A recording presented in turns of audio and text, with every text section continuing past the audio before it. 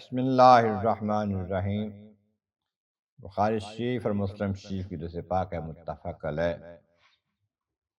عن ابی ہریرہ رضی اللہ عنہ، یا ابو ہریرہ رضی اللہ تعالیٰ عنہ سے روایت ہے، ان رسول اللہ صلی اللہ علیہ وسلم قال، کہ جناب رسول کریم رحمت عالمین صلی اللہ علیہ وآلہ وسلم نے ارشاد فرمایا، من کان یؤمن باللہ والیوم الآخر فلیقل خیرا او لیصمت۔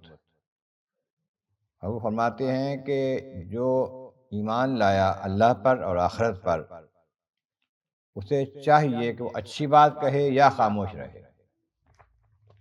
اچھی بات، ثواب کی بات، نیکی کی بات، قرآن حدیث کی بات، دینی مسئلے کی بات یہ کرے، باقی باتوں کے بارے میں خاموشی افضل ہے، بہتر ہے۔ من کان یؤمن باللہ والیوم الآخر، جو ایمان لایا اللہ پر اور آخرت پر، آخرت کے دن پر،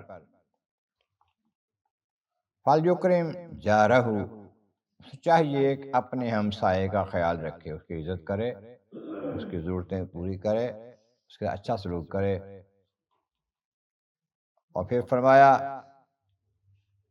ومن کان یؤمن باللہ والیوم الآخر فلیکرم ضیفہ، اس سے چاہیے جو ایمان والا ہے، اللہ پر ایمان رکھتا ہے، آخرت پر ایمان رکھتا ہے، تو چاہیے کہ اپنے مہمان کی عزت تعظیم کرے، اس کا حق ادا کرے، اس کا جو بنتا ہے مہمان نوازی صحیح طریقے سے وہ کرے۔ مہمان کے بارے میں، ہمسائے کے بارے میں بڑی تاکیدیں آئی ہیں، یہاں تک کہ ہمسائے کے بارے میں بار بار جب تاکید آئی، جبریل امین علیہ السلام حضور کے پاس آ کے کہتے رہے ہمسائے سے ایسا سلوک کرو، ایسا سلوک کرو، آپ فرماتے ہیں میں نے خیال کیا شاید یہ ہمارے مال دولت میں ہمسائے کو وارث بنا دے گا، لیکن ایسا نہ ہوا۔ لیکن احکامات ہیں ہمسائے کے ساتھ اچھا سلوک۔ دوسری حدیث پاک میں آتا ہے کہ وہ بندہ جو ہے مومن نہیں ہے، یہ پیٹ بھر کے کھاتا ہے، ہمسایہ اس کا بھوکا سوتا ہے۔ اس طریقے سے ہمسائے کے کئی حقوق میں سے یہ بھی ہے کہ گھر پر نہ، اس کے گھر بار کی حفاظت کرے، نگرانی کرے،